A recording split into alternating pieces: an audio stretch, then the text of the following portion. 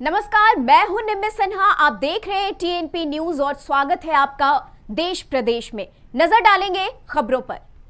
BJP ने 2024 में होने वाले लोकसभा चुनाव की तैयारियां शुरू कर दी हैं। इसके लिए पार्टी 2019 में हारी 144 लोकसभा सीटों पर रैलियां करने की योजना बना रही है। इन लोकसभा सीटों में से 40 पर प्रधानमंत्री नरेंद्र मोदी 40 बड़ी रैलियां करेंगे। बची हुई सीटों पर बीजेपी अध्यक्ष जेपी नड्डा, केंद्रीय गृह मंत्री अमित शाह समेत बड़े नेता सभाएं करेंगे। इस पूरी रणनीति को लोकसभा प्रवास योजना फेज 2 कहा गया है।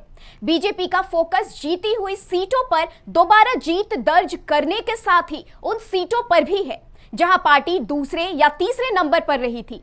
ऐसी ज्यादातर सीटें पश्चिम बंगाल, तेलंगाना, महाराष्ट्र, पंजाब, उत्तर प्रदेश, छत्तीसगढ़, बिहार, तमिलनाडु की है। इनमें से सबसे ज्यादा सीटें पश्चिम बंगाल की हैं। बंगाल के बाद दक्षिण भारतीय राज्यों में ऐसी सीटों की संख्या सबसे ज्यादा है जहां पिछले लोकसभा चुनाव में बीजेपी को जीत नहीं मिली थी। उत्तर प्रदेश के पूर्व मुख्यमंत्री और सपा संरक्षक मुलायम सिंह यादव का निधन हो गया है। उन्होंने आज सुबह अंतिम सांस ली। मुलायम सिंह की मौत पर तमाम बड़े राजनेताओं ने दुख व्यक्त किया है। इसी कड़ी में यूपी कांग्रेस के प्रवक्ता अंशु अवस्थी ने भी शोक जताया है। अंशु अवस्थी ने कहा कि मुलायम सिंह का निधन भारतीय राजनीति में बड़ा अवसान है। उनकी रिक्तता भारतीय राजनीति में हमेशा खलेगी। मुलायम सिंह जी का निधन निश्चित रूप से उत्तर प्रदेश और देश की राजनीति के लिए एक बहुत बड़ा अवसान है और भारतीय राजनीति में एक बहुत बड़ी शून्यता है जिसकी कमी शायद ही कभी पूरी हो। मुलायम सिंह जी का एक लोकतांत्रिक व्यवहार था और उन्होंने पदों पर रहते हुए, चाहे वो नेता विरोधी दल रहे हों या मुख्यमंत्री पद पर रहे हों, हमेशा लोकतंत्र में विपक्ष का सम्मान किया, विपक्ष के नेताओं का सम्मान किया, विपक्ष की आवाज सुनी, जनता के लिए काम किए। उनका उत्तर प्रदेश और देश की राजनीति में जो योगदान रहा है उसे कभी भुलाया नहीं जा सकता। हम उन्हें बहुत ही अश्रुपूर्ण विनम्र श्रद्धांजलि व्यक्त करते हैं। सादर नमन। जम्मू कश्मीर के अनंतनाग में सुरक्षा बलों और आतंकियों के बीच मुठभेड़ जारी है। इस मुठभेड़ में 2 आतंकियों को मौत के घाट उतार दिया गया। फिलहाल ऑपरेशन जारी है।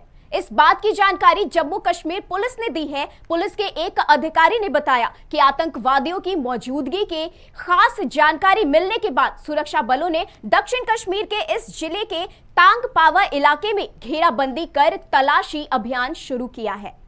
उन्होंने बताया कि तलाश अभियान के दौरान आतंकवादियों ने सुरक्षा बलों पर गोलियां चला दी। इसके बाद सुरक्षा बलों ने भी जवाबी कार्रवाई की और मुठभेड़ शुरू हो गई। मुठभेड़ में सोमवार सुबह 2 आतंकवादी मारे गए। आतंकवादियों और उनके संगठन की पहचान अभी नहीं हो पाई है। रायबरेली के डलमऊ कोतवाली क्षेत्र में कान्हा रेलवे गेट के पास ट्रेन की चपेट में आने से एक युवक की मौत हो गई। मामले की सूचना मिलते ही पुलिस मौके पर पहुंची और शव को कब्जे में लेकर पोस्टमार्टम के लिए भेजा। साथ ही मामले पर जानकारी देते हुए पुलिस अधिकारी ने बताया कि युवक पिछले काफी दिनों से बीमार चल रहा था और मानसिक रूप से विक्षिप्त था। घर के किसी काम से वह रेलवे ट्रैक की तरफ गया था, तभी उधर से गुजर रही मालगाड़ी की चपेट में आ गया और उसकी मौके पर ही मौत हो गई। कटिहार के समेली प्रखंड क्षेत्र में 261 कन्याओं ने कलश शोभा यात्रा निकाली, जिसमें सैकड़ों ग्रामीण सहित कन्याओं ने भाग लिया। मामले पर जानकारी देते हुए ग्रामीणों ने बताया कि लोगों के सहयोग से मंदिर का निर्माण किया गया है। उसी उपलक्ष्य में एक भव्य आयोजन कर माता का गृह प्रवेश और पिंड प्राण प्रतिष्ठा की गई है। साथ ही 72 घंटे का अखंड हरिनाम संकीर्तन का विशाल आयोजन किया गया है। भारत और दक्षिण अफ्रीका के बीच आज दूसरा वनडे मुकाबला रांची के JSC स्टेडियम में खेला गया। भारत ने यह मुकाबला 7 विकेट से जीत लिया। वनडे सीरीज अब 1-1 से बराबर हो गई है। 11 अक्टूबर को खेला जाने वाला मुकाबला एक प्रकार से फाइनल मुकाबले की तरह होगा।